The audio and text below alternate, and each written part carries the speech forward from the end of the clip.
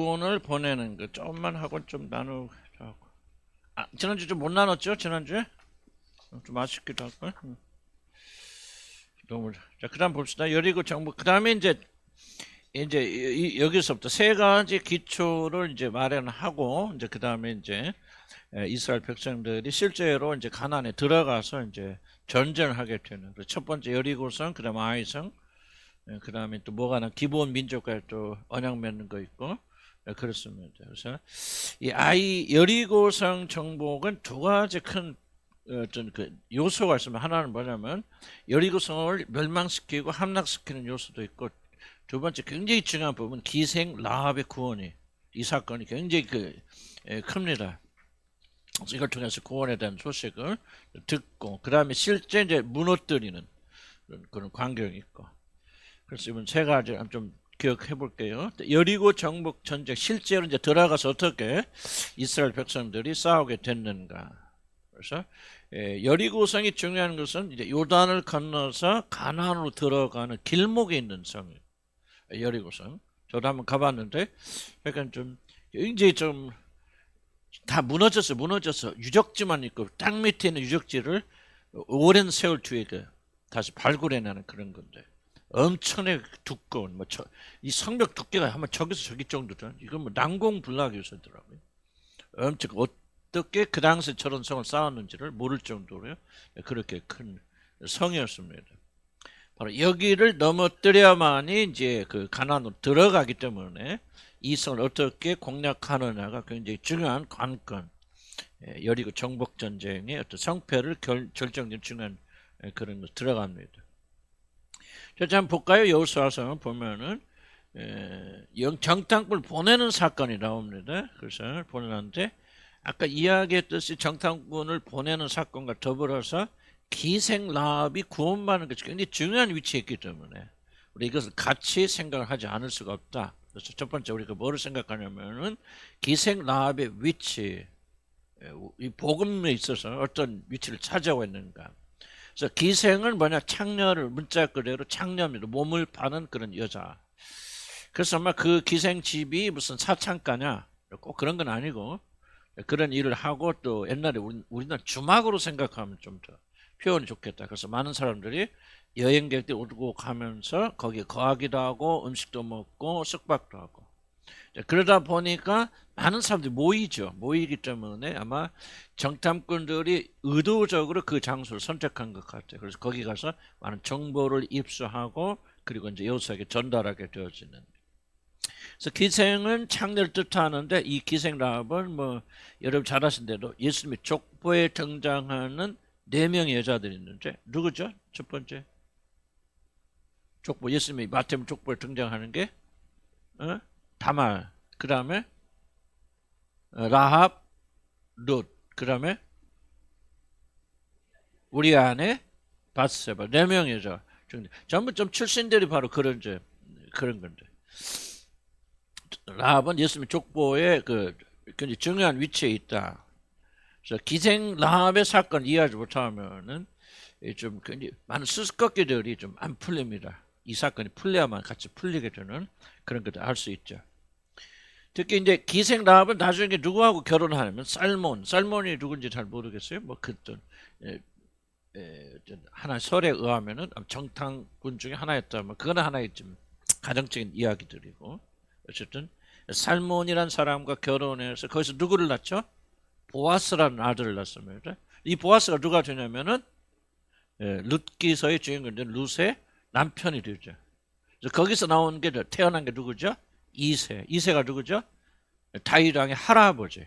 그래서 굉장히 이 기생 라합의 위치가 굉장히 중요합니다. 결국 예수님이 누구를 통해서 오죠?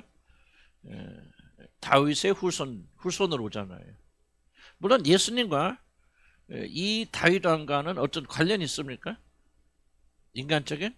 아무런 관련이 없죠. 아무런 뭐 피를 이어받은 것도 아니고, 이 가계는 아무런 그 육적인 관계는 없지만은 법적인 관계에서 마리아가 낳은 아들 예수 그리스도를 요셉이 뭐 입양하는 거죠. 어떻게 보면은 아내로 임신한 줄 알고 데리고 왔으니까. 그래서 자기 아들로 호적을 올리고, 그래서 사실 예수 그리스도가 이 다윗 왕의 가계에 편입되어지는 거죠. 어떻게 보면은 그거는 뭐 이제 낳건 안 낳건 그건 뭐 중요한 거 아니니까. 저는 그렇게 보면 되겠고, 그렇다니까 그 이 기생 라합이 구원받는 사건은 구속사예요. 예수님을 통해서 우리를 구원하신 일이 굉장히 중요한 중추적인 역할을 담당하고 있다. 한 여자가 단순하게 구원받았다, 뭐 수가성의 여인이 구원받았다, 중요한 일이겠지만 구원사에 있어서 중요한 위치는 없잖아요.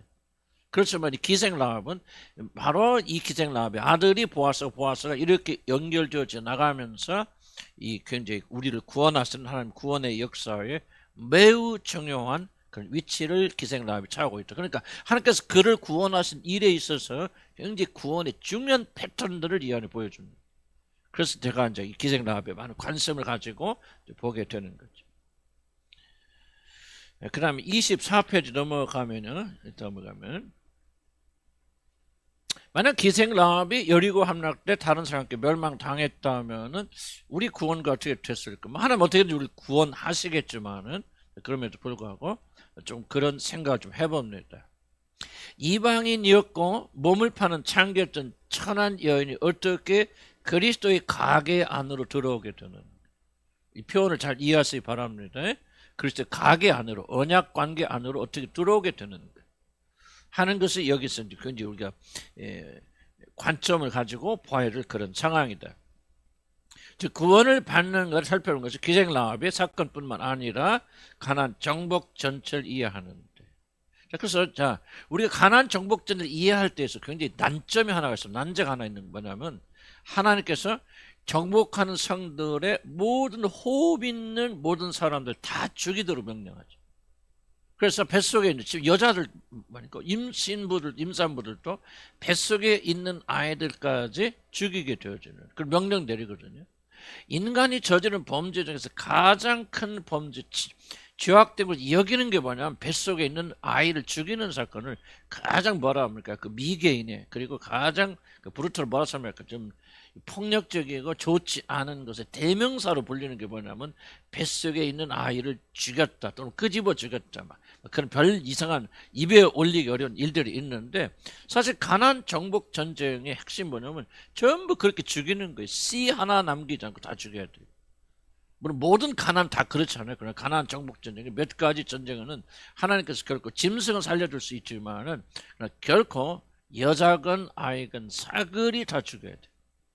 이게 사실은 기독교가 비판받는 굉장히 큰 요소 중 하나입니다. 아니 그렇게 무자비한 하나님이 우리를 사랑하신다? 말도 안 되잖아요. 그럼 그들도 원수도 사랑하라고 그랬는데 그들도 사랑하십니까?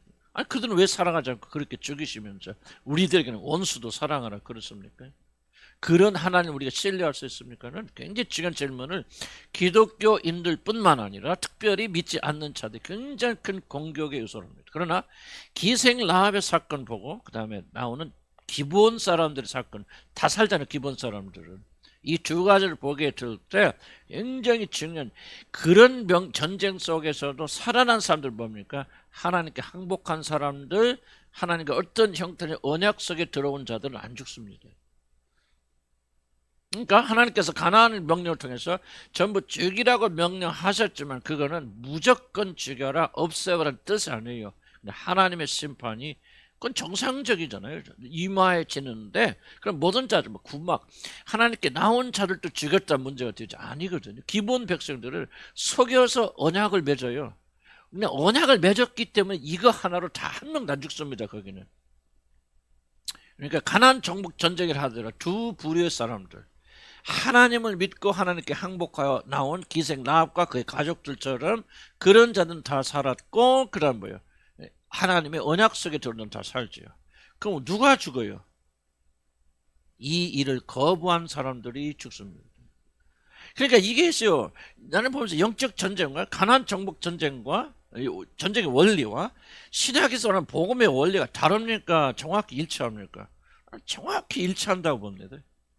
그럼 하나님께서 사랑이기 때문에 하나님이 보내신 독생들을 믿지 않고 제갈 길로 가는 사람들도 구원하십니까? 원하시죠. 전멸합니다. 뱃속에는 아기가 아니라 더 심한 그걸 할지라도 하나님 다 심판하셔. 누구도 어린 1살짜리 아이도 그러면 아이고 응애하고 죄를 모르니까 아니요. 그들은 태어날 때 죄인입니다. 그 아이들도 다 지옥 갑니다. 그러니까 여기서 하나님께서 가나안 정복 전쟁을 하면서 모든 자 다 죽이라고 하는 명령은 하등의 윤리적 도덕적 모순이 없어요. 그리고 우리가 알고 있는 하나님과 전혀 다른 모습이 아니고 신학의 구원관과 정확하게 구약의 구원관 일치합니다. 왜? 하나도 살지 않았다. 기생이 막 라합이 막 그래 막 이게 숨겨졌고 그리고 막 하나님을 믿기로 결정했는데 그래도 죽였다. 그러면 이건 잔인하죠. 윤리와 도덕의 차원에서 뻔하죠. 언약을 맺었어도 기본 너 거짓말 한 거야. 이건 가짜니까 안 돼 하고 다 죽였다면은 우리가 할 말이 없지만은 성경 보니까 살았다 그 말이에요. 그것도 한두 사람이 사는 게 아니라 기본 민족들이 몇 천이 됐건 몇 만이 됐건 다 살았다 그 말이에요. 왜? 그들은 언약을 맺었기 때문에. 아하, 언약을 맺은 사람, 하나님이 하나님을 믿고 하나님께 나가야 산다고 믿고 언약을 맺은 자들은 하나도 안 죽었다 그 말이에요. 그럼 누가 죽었어요? 그런 기회가 있었고 주어졌음에도 불구하고 항복하지 않은 사람들. 여리고성 왜 죽습니까? 기생 라합은 살았어. 그러면 다른 사람들처럼 그들이 항복하고 나왔다면 죽었을까? 안 죽었죠. 그럼 그들이 왜 죽습니까? 하나님께 항복하지 않게 죽은 거죠. 그런 자들은 어린아이까지 다 하나님 심판하시는 중요한 메시지가 이 안에 담겨져 있어요. 그래서 우리가 여리고성을 이해하려면은 뭐를 이해해야 되느냐? 이 천지를 이해해야 된다. 그 말이에요. 그래서 내가 왜 여러분 하나님 심판에 대해서 이렇게 간곡하게 말씀드립니까? 그 이유는 하나님의 심판은 이렇게 무섭기 때문에 그래요. 그럼 살 수 있는 길이 없으면서 다 하나님이 심판하신다 그러면 하나님에게 문제가 있죠. 근데 하나님이 주시거든. 구원 받을 수 있는 길을 열어주신 거 아니에요. 그 아들 예수 그리스도 영접하고 받고 받아들여서 그와 언약 관계 속에 들어가면 살아요. 그럼 왜 이런 심판 받습니까? 여러분 여기 앉아 계신 여러분들이 왜 지옥 갑니까? 지옥 간다면 여러분이 그 일을 거절하고 있기 때문에. 내가 애쓰게 지금 요보에도 모세가 그의 사역자를 할지라도 예수의 피 흘림이 없으는 그런 죽는다는 이 경고를 주었음에도 불구하고 만약 여러분이 이 자리에 앉아서 말씀을 듣고 배우고 한다 할지라도 여러분 그 사실을 전심으로 믿지 않는다면 예수의 살을 믿지 않고 예수의 피를 마시지 않는 이 속에 들어오지 않는다면 성경 나오잖아요. 요한복음에도 예수님을 따라다녔던 많은 제자들이 이 내 살을 먹고 내 피를 마시는 나와 상관이 없어지라. 복음이 선포되니까 그들이 어떻게 했다고 그랬어요? 따라다니다가 이 어려운 말씀을 누가 받아도 이해할까 하고 다시는 그를 따르지 아니하더라. 왜 그들이 지옥 갑니까? 예수의 길을 거부하고 거절하기 때문이죠. 여러분 왜 지옥 갑니까? 그러면 없기를 바랍니다. 교회 다니는 것은 구원을 이런 보장해 드리는 거 아니에요. 어렵고 힘들지만 여러분 이거 왜 없어요? 기독교 메시지는 예수 그리스도의 피 흘리심을 믿는 그 외에는 그분의 살을 먹고 그분의 피를 마시고 그분과 믿음으로 연합해서 그분이 내 안에 거하시고 그 일을 통해서 구원받는 이 일 외에는 구원의 길이 없습니다. 여러분. 언제 거듭나야 이것도 믿고 받아들이니까 또 여러분이 노력해도 안 되는 건 어쩔 수 없겠죠. 그러나 이것 외에 다른 길을 찾는 자들은요 저주가 있습니다. 내가 전한 복음이 다른 복음을 전하는 자들에게 저주가 있을 줄 알아. 내가 다시 말하니 하늘의 천사들이라도 내가 지금 말한 이 복음 예수 그리스도의 죽으심을 믿고 믿음으로 그의 피를 받아들이며 구원받는 이 길 외에 다른 복음을 전하는 자들에게는 저주가 있을지라. 또 연속해 저주하지 않습니다. 하나 여러분 가운데 한 번도 그런 일에서 이탈되지 않기 바랍니다. 아멘. 나는 우리 정현선도 여기 오니까 왜 좋은가? 앉아서 좋은 게 아니야. 저 양반이 이제 복음을 더 깊이 들을 수 있구나. 왜? 저분도 나이 들었다고 70세 이상은 그 예수 피 안 해도 괜찮아. 대충 그 왔다 갔다 잘하고 앉아 있으면 아우 그 개근상 아니라 그 말이. 어린아이 주일학교 애들 왜 이게 중요하면 왜 주일학교 선생님들 정신 차리라고 말합니까? 내가 좀 고민돼요 좀. 그 아이들은 다른 방식으로 구원받습니까? 아니잖아요. 예수 그리스도 믿는 거 외에는 여러분이 뭐를 바라냐 그 말이에요. 우리 정원이 영혼을 뭐가 진짜 소원이냐 그 말이에요. 정원이가 정상이 되어서 세상에서 이제 학교로 들어가고 잘 되기를 바라는 게 내가 마음에 진짜 소원이냐. 난 다 좋아. 나 그런 거 못해도 우리 아들이 진짜 예수의 피를 거듭나서 하나님 자녀가 되기를 진실을 원하냐 그 말이에요. 응? 이걸 주님이 물으신다. 그 길 위에는 구원의 길이 없어요. 이게 아니라면 우리가 왜 성경 붙잡고 이거 하고 난립니까? 이걸 여러분이 이제 이걸 구약성을 보면서 그렇구나, 하나님의 뜻은 초지일관, 우리가 지금 듣고 있는 이 복음을 초지일관, 창세기 1장 1절부터 계시록 마지막 절까지 하나님은 초지일관 이 복음을 전하고 계시는 거예요. 여러분 이걸 여러분 받아들여야 돼요. 이해하셔야 돼요. 다른 길은 없어요. 구약시대 가도요, 모양만 다를 뿐이지 핵심은 다 복음의 복음. 기생 나 보세요. 어떻게 구원받지? 기가 막힙니다. 나중에 이제 다음 주는 그 다음 주 나올지 모르지만요, 기생 나와버려 그냥 정말 복음의 정수로 그가 복음 구원받은 거예요. 그러니까 왜 멸망받습니까? 복음을 거절하기 때문입니다. 그러니까 나는 구약이 이해되잖아요. 뭐가 하나님 불의합니까? 불의한 게 하나도 없어요. 하나님의 명령, 구약의 명령 다 죽이라, 어린아이께 죽이라. 그 하나님 불의하라면 어린 아이들이 지옥 가는 하나님 불의하죠. 그렇게 말할 수 없다면 사실 이 명령도 같은 내용이기 때문에 하나님 잘못됐다 그렇게 말할 수 없다는 거죠. 그래서 그 말을 지금 제가 쭉 하고 있는 겁니다. 그래서 여기서 우리 쭉 내려오자냐, 우리는 하나님께 대항하는 죄인들에 대한 심판 속에서도 기생 라합과 같이 믿음을 가진 자들이 어떻게 구원을 받는가를 배우게 됩니다. 롯이 어떻게 구원받죠? 나오잖아요. 하나님께서 건진받아서. 롯의 사이들은 왜 죽습니까? 농담으로 여기잖아요. 복음을 받아들이지 않죠. 진리의 심판을 받아들이지 않으니까 그냥 그 안에 머물다 죽는 게 롯의 두 사이들은. 롯은 나오잖아요. 그래서 여기 밑에 하는 기생 라합의 이야기는 이방인들이었고 죄로 물든 우리들이 어떻게 하나님의 가족의 한 부분이 되는가를 잘 설명해 주고 있다. 아멘. 여기까지만 하고, 그래서 여러분 이제